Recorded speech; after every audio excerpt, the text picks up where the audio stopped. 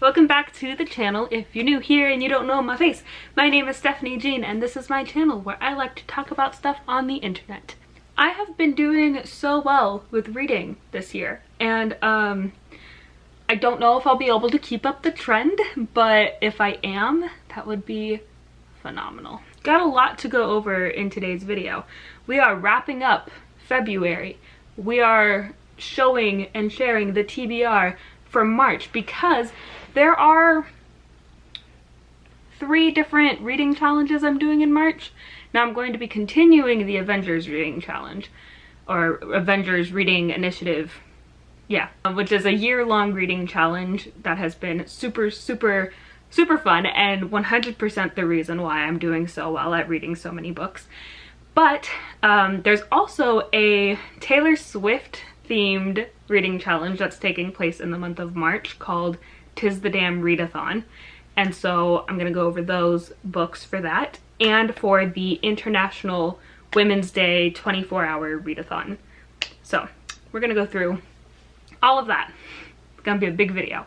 Starting it off with the February wrap-up, the first book I read in February was Avatar: The Last Airbender, The Imbalance Part 1. I gave this 4 stars, and that's mostly because I don't read a lot of comics, so I think for a comic it was really good. The art was really nice, and it set up a really interesting story, but it's just so short. Like, it's so short. I feel like all 3 of them should have been in one book, and it wouldn't have been that big, and it would have had the whole story in it. Then I read Slay by Brittany Morris. This was the February book of the month for the Avengers reading challenge, and I gave this 5 stars. And dude, I finished it in a day. It's so good. It's basically about this teenage female protagonist, black protagonist, who creates a video game celebrating black excellence, and it's just really it's really good. The inciting incident is essentially someone dies over her game, and she's the creator of the game, but it's like anonymous that she created the game, and it's like a double life thing. I thought it was really good, so you should check it out if you haven't. The next book is Becoming by Michelle Obama. I don't like read that many memoirs or autobiographies, but when I do, I typically have no complaints. I mean, what are you gonna do? Like, oh, they told their life story the wrong way. So, I mean, 5 stars. Next, I read The Cherry Orchard by Anton Chekhov. It's not this long. This has multiple plays in it, but Cherry Orchard is in here. Basically, The Cherry Orchard deals with themes of the world's progressing and people aren't willing to change with it, so it's changing without them. Kind of holding on to dreams of the past, not ready to move forward, not doing anything to protect yourself. There's a lot of inaction in this play, on behalf of the characters, I mean, so it was a little bit of a frustrating read, and I gave it 4 stars. It is translated from Russian as well. Anton Chekhov, if you don't know, he's a Russian playwright, so. Next, 4th of July by Robert Pattinson. This is the 4th, obviously, 4th, in the Women's Murder Club series, and this is the last one that I own. I think there are like 18 or 20 of them at this point. There are so many. I gave this 4 stars as well. The Women's Murder Club, the main character is a female homicide detective, and in this one, she is being put on trial for police misconduct. If you haven't read this series, I really recommend it. The next one I read was Such a Fun Age by Kylie Reid. It kind of like goes overboard in like white saviorhood, and so do some other characters, and so it deals with, you know, that as like a general theme, as well as, you know, the babysitter's like turning 26 and she doesn't know what she wants to do with her life, which relatable. The next one I read is Cinder by Marissa Meyer. This I gave 5 stars as well.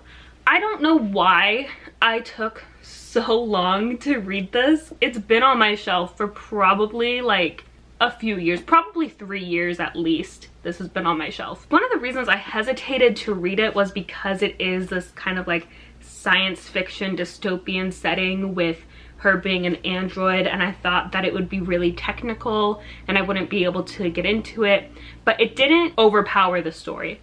And so I really thought this was a great retelling. I think it's a great opening to this world. I'm really excited to see what happens next.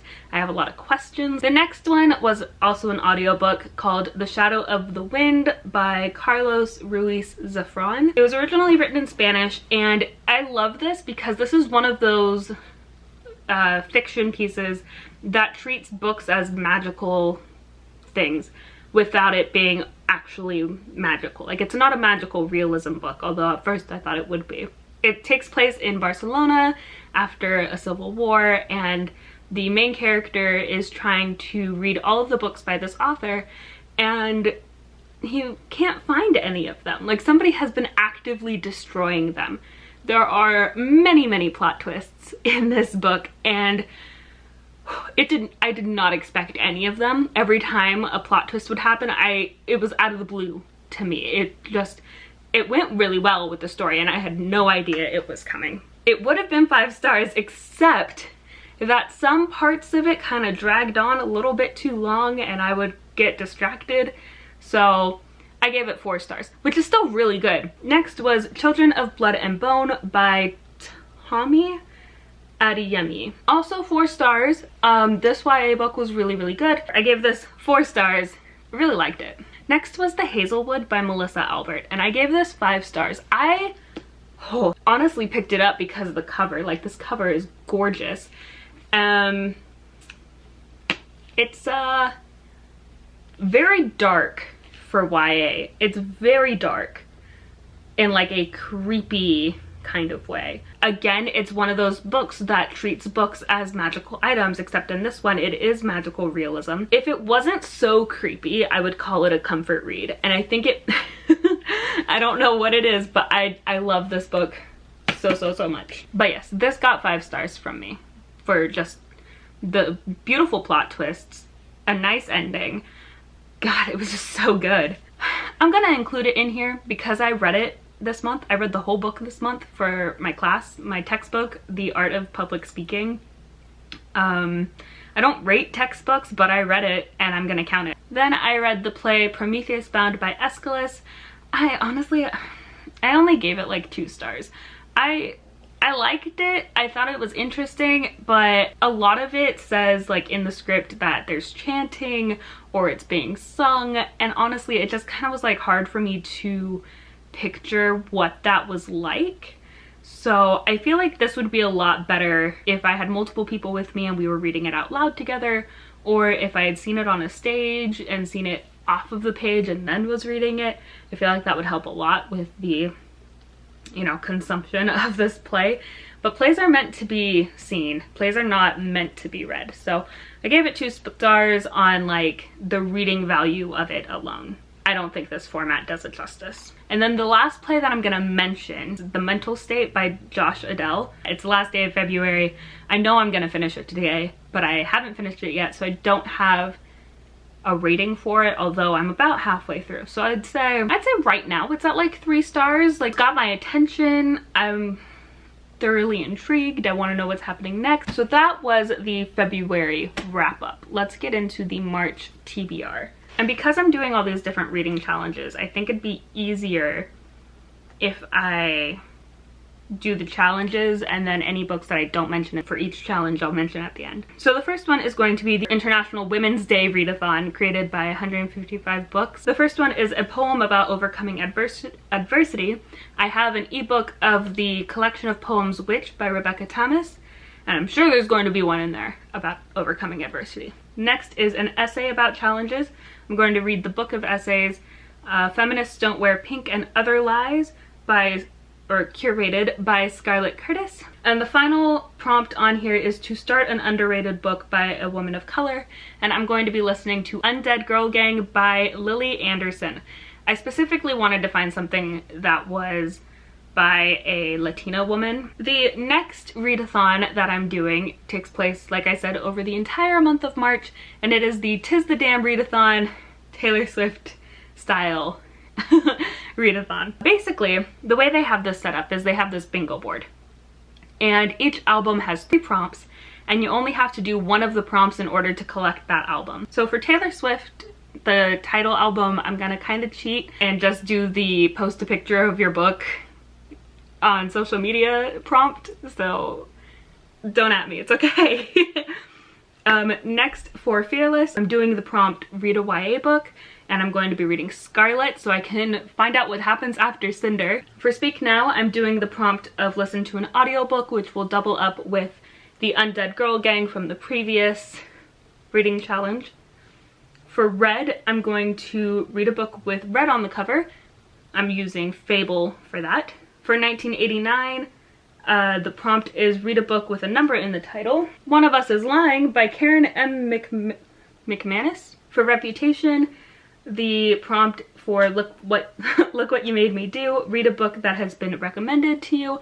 I'm going to be reading House on the Cerulean Sea. For Lover, read a book that you've had for ages, and it's the I Forgot That You Existed prompt. I'm going to read the play Rosencrantz and Guildenstern Are Dead by Tom Stoppard. For Folklore, it says read a book written by 2 authors under the Exile prompt. So I'm going to be reading Once and Future, which is by Amy Rose Capita and Corey McCarthy. So this is also like a King Arthur retelling, so that's gonna be cool. And then for Evermore, it says surprise yourself with a book or pick with your eyes closed or use a TBR jar. And so for that, I'm going to be reading the play Tape by Stephen Belver.